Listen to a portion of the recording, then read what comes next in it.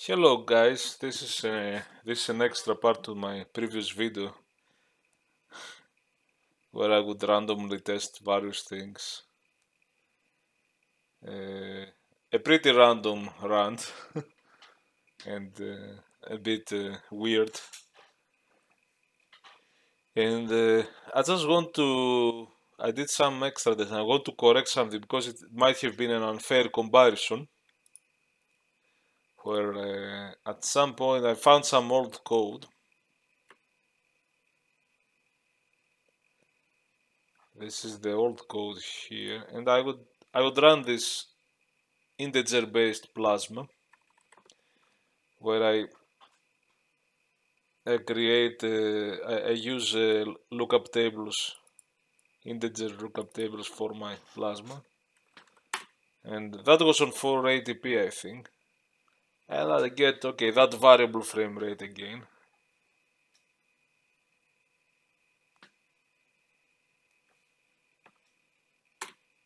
I thought it was doing 2200. Yeah, okay, this is it's hard to treat performance like this. I was looking at things running. Anyway, it is at that scale. It's about 2000. Previously it was 2200. And then I was like, look, I have an old code here, which I never recompiled, that is using the sines and cosines directly. And that's in 480p, and it was doing not even 20 frames, it was doing 18 in 480p. So if you do 2000 by 18, it's over 100 slower. And I was making the case that trigonometric functions are slow. Now they are still slow, but things have changed. First of all, who knows, maybe I compiled that project with some old Visual Studio settings, and maybe there was a floating point emulation rather than using the actual floating point. And recently I tried to compile the new version. I ported the trigonometric version here, and also I realized if I work with floats, the sine is obviously using double. I knew that, but I forgot that most code I have seen in my life, even from others, they have sine and cosine. They don't have this version that is the float version of sine and cosine, and it gets a bit faster. But even the double version wasn't. I tried the double version here for comparison. I did little changes. I think I tried even in the original. Now I haven't tested both. You have two integer loops on y and x, and normally you would get in the inner loop the x and y and convert it from integer to float, but maybe this will be an overhead. So even in the old code although I need to test my hypothesis, I will put x and y in its initial values as a float, so that I never read the integer loop to convert it nearby, and I will increase x and y.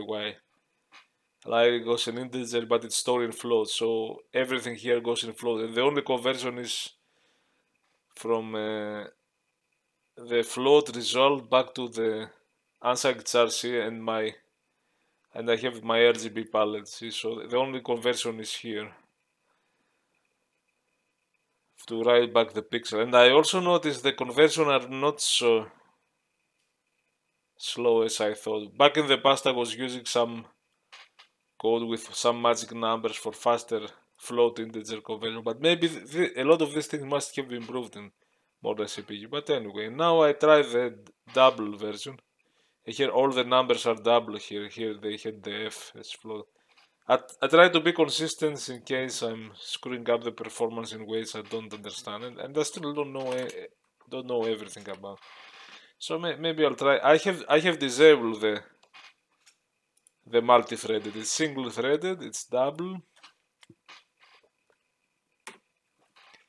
I'm gonna copy write it outside of Visual Studio, and see, it's already doing 133, not 20, 133.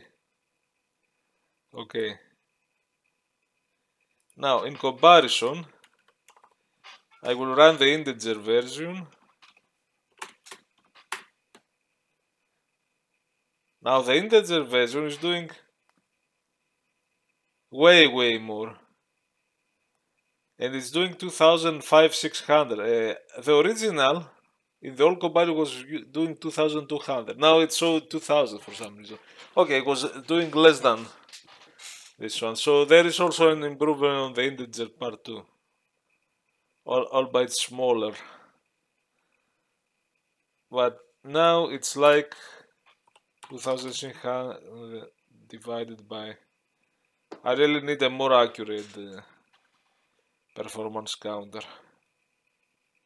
or a different way to do it. Because of all the Windows processes, it's not stable anymore. That's what I know. It used to be stable in older Windows, or relatively more stable. Anyway, so did I do 130? I don't remember. So it's like 20 times slower. And if I use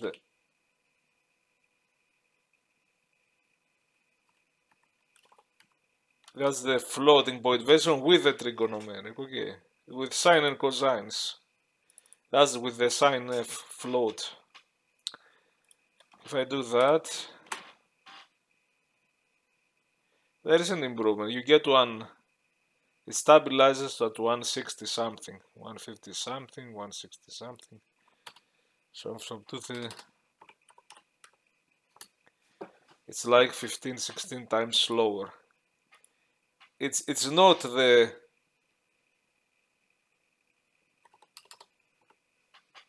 or that divided by 19, I think.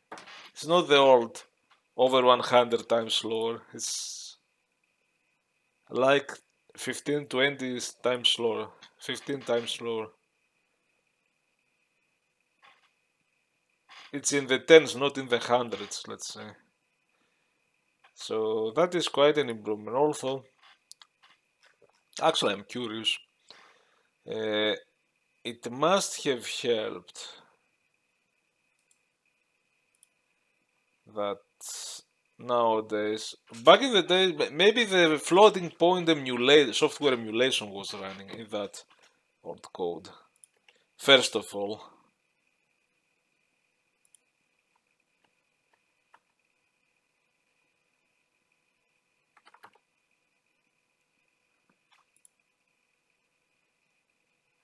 no, it's not here. Come on, I'm always lost with.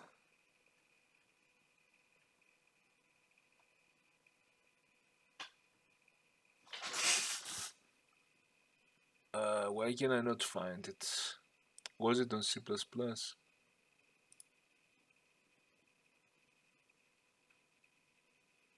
Code generation, of course. Oh, it is on not set. So let's put the simd, or maybe AVX2 is the highest release, active 64. Actually, that will be interesting. Huh, okay. And now it tells me about the conversion from double to float. That's on another core. Forget about that code.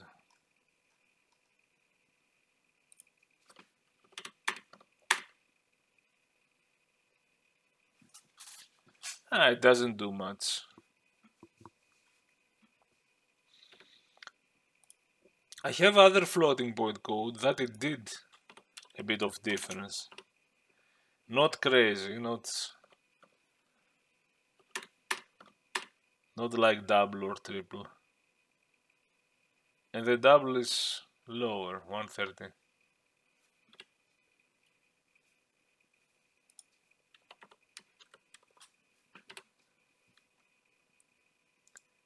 Okay, so now I'm building with we're on release. Okay. What if I don't know if not set means it's going to work automatically. So maybe it uses that. What if I say no, don't use it? Don't. You are not allowed to use it.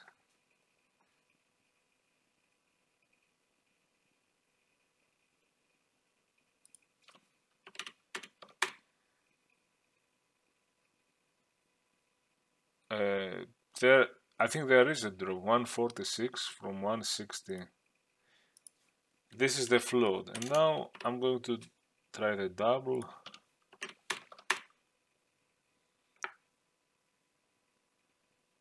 This didn't have a drop, maybe. But you know, it's variable, obviously. I know you might say, okay, you care about performance, but you have such a variable. You should count on milliseconds or nanosecond starting time. You should run the same thing many times and get a total. And make many. I'm looking at Casey's Moratori's episodes and how he has this whole system to count. You know, when I just want to do some crude estimation, I just put a frame point because this way you do see that there is still a vast difference between this is the integer part and the floating point part goes like 160. I prefer to put that on not set in the default for now, especially when there is no. I think the simmed optimizations you'd have to write your algorithm in a way, unless there are ways to help the compiler. But how could the compiler see this kind of thing, and how could it vectorize the signs?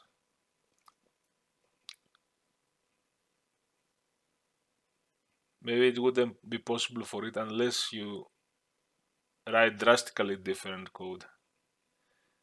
Especially if you had a lookup table for floating point signs, and this was sign of x6 that is 0, 1, 2, 3. So you could take 4 packs of it and add it with another 4 packs from here. Although this is x6 plus yy. You know. So now if we parallelize it,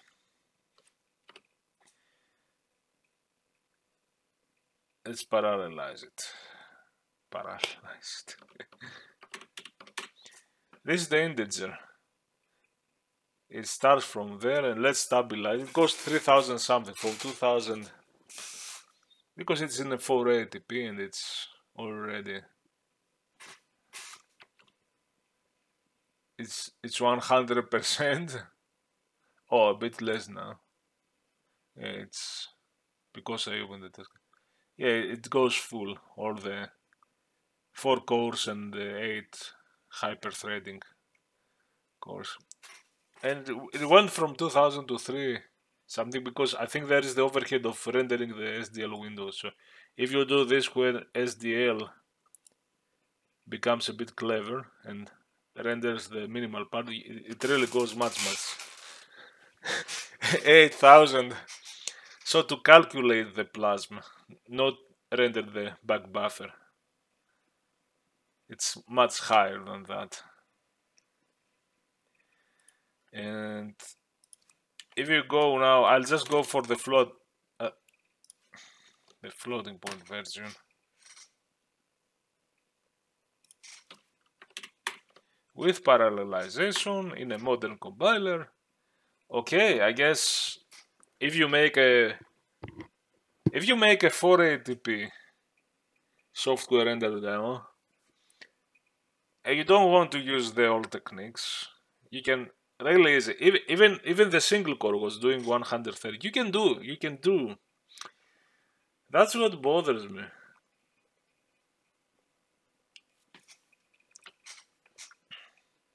I must have seen rare attempts to do software render demos on Windows.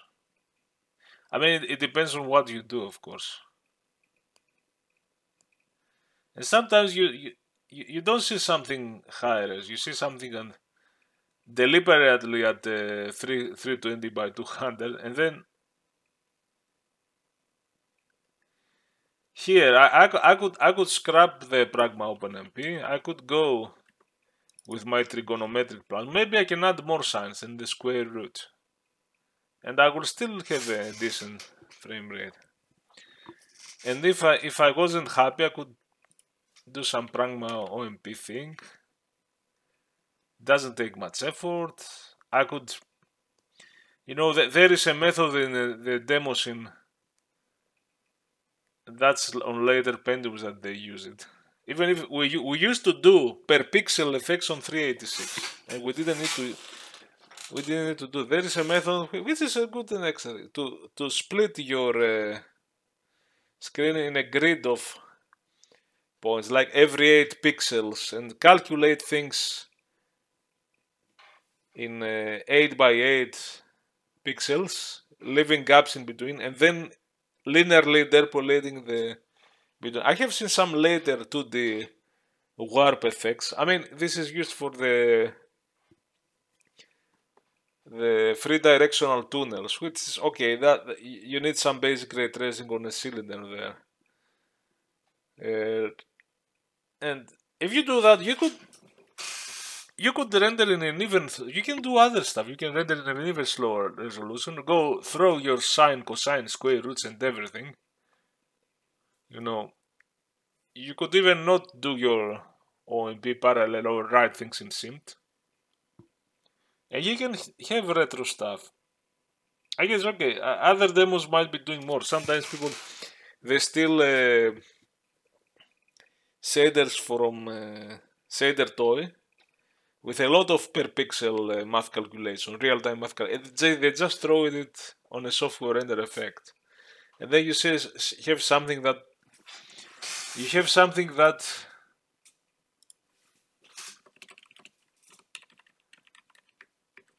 would run like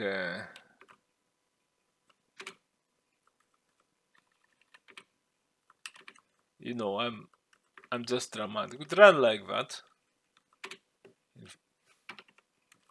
that,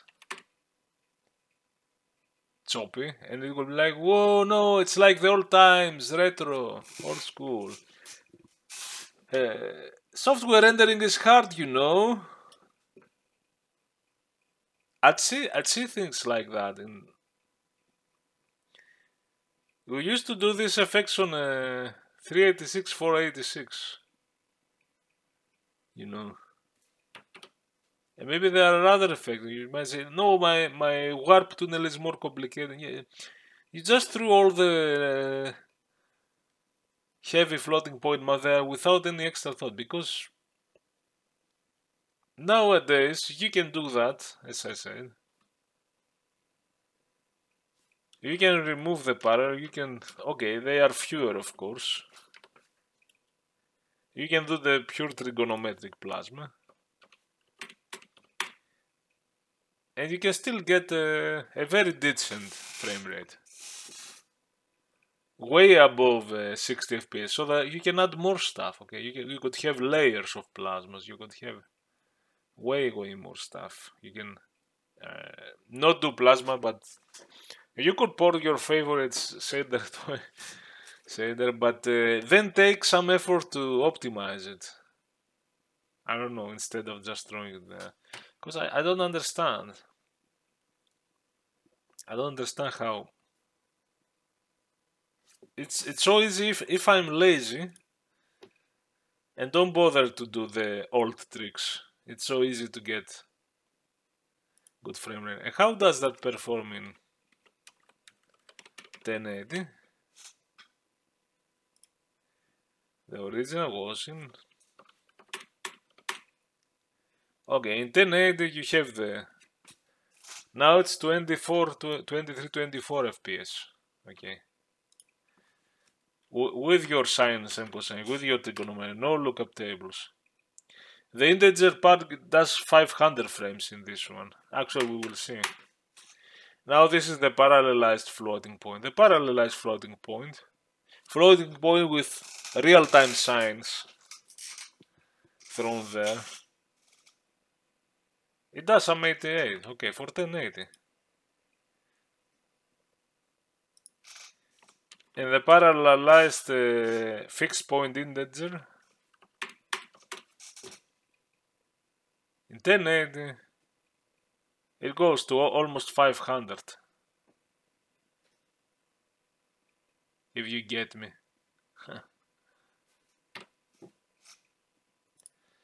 All I mean, the potential is high.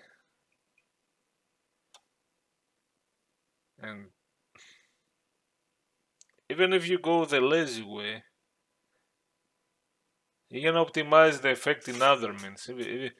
See, if there was a restricted competition, you have to write something for the 386, but lookup table are not allowed. No lookup tables. If I see this in your code, your entry is disqualified. No assembly, no lookup tables. You have to use math. You have to use, I guess I don't need to include it. If you do sines and cosines for your entry, it has to be real, man. It has to be the real thing. Okay. If you made some competition, some people will just throw stuff there. And some people will push it, will be like, these are my restrictions, but I have to investigate performance, what I can do better. And if you are stuck, the common trick would be to calculate things. The common new trick on the Pentium then, on the DOS Pentium for it is equals to calculate every 8 pixel and interpolate in between or something. So it was kinda like it, but it was like find a better way for your algorithm to display something nice. So you could do some good demos, even if you had a restricted environment in competition rules, or there could be competition rules. You must use quick basic. No inline assembly allowed. Quick basic. Maybe don't do the def seg and poke. You have to use pixel set.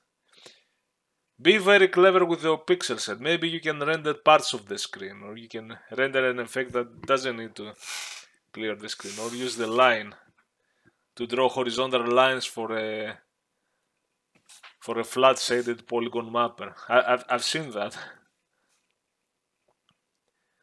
I've seen that where there was a quick basic flat shaded, you know, it had a 3D cube, 3D pyramid and so on.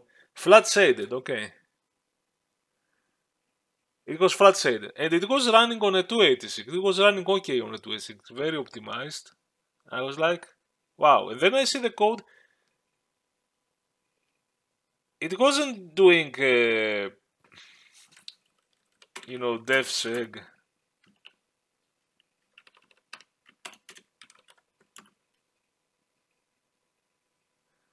How was it? The way I was doing quick basic. So I'm like, is it using pset? Is it using pixel set? That's going to be very slow. But it would fight the left-right edges of a scanline. It would do line, left edge, psi, right edge, psi, color or something. I don't remember maybe no parentheses there. There are no parentheses. Because the line algorithm, it was in QBasic, the implemented function in QBasic. It was in assembly, and I think when it was to draw horizontal lines, it was a special case that it was doing it fast. So someone wrote a flat shaded 3D engine that could run OKs on a 286. I've seen that one. It was an old classic, that demo. And it wasn't allowed to do define segment A00 and use the poke. Actually, it was fun. If you use the line, it's faster because internally there is an assembly loop that does what we are trying to do. Huh. So, and even faster flat shading than if I did it pixel by pixel, at least for flat shading. Okay. Anyway, I'm running out of my league here, and that's what I wanted to say. It was just some extra thoughts that, you know, performance optimization is a mindset. It's not a set of rules, and that's why in modern times the set of rules have changed, of course, because hardware has changed. But then there are these rules that untested rule that you shouldn't doing this one. You shouldn't using lookup tables, because if you use lookup tables, you're going to kill the cache and you're going to do worse job. So the assumption is not only you are doing something horrible from the past, but you are making it worse for all. You are making the software slower than it could be if you just used clean code, if you just use modern stuff. There's this assumption. And now I'm proving that I'm using a 90s technique with lookup table, which for most people are like, why are you doing that? And I'm getting 3,000 FPS, or I'm getting, as I say, in 1080p 500 FPS. And okay, you can do your, as I said, I'm repeating, you can do your trigonometric function with the modern compilers and some parallelization. If you don't want to get to SIMD, because SIMD will look at you like something from the past. People will be like, oh, I'm not doing this SIMD. The compilers are clever, but at least this looks a bit more modern because it's just some define and you put it. Also, I took care that my function split the. Maybe I should try to split scan line per scan line and try other methods. You have to take care a bit if you have an increasing. That's why I split it, because I try to do it on the whole loop from 0 to screen height, not from y0 y1 in parts, because but there were different threads and they were screwing things up. So you have to take a bit care, but this is, at least this is closer to clean code for some people. And you can still get your 80 frames 1080p, even going with the slower way. So that's what I'm saying. And people don't even do that, don't even seem to do that. And then they are like, oh, it's not fast. I guess software rendering is still slow. That's why we have the GPUs. You know. And it's fine, yeah, you can do this plasma in a shader. That is way faster. And why would you do a plasma in a bonder? That's so old school. Just saying. Anyways, guys, that's it. I have some thoughts for some other coding videos besides those runs. And this was mostly a correction and a modern port of the old code to see how things have improved, even in the floating point and trigonometric functions. See you.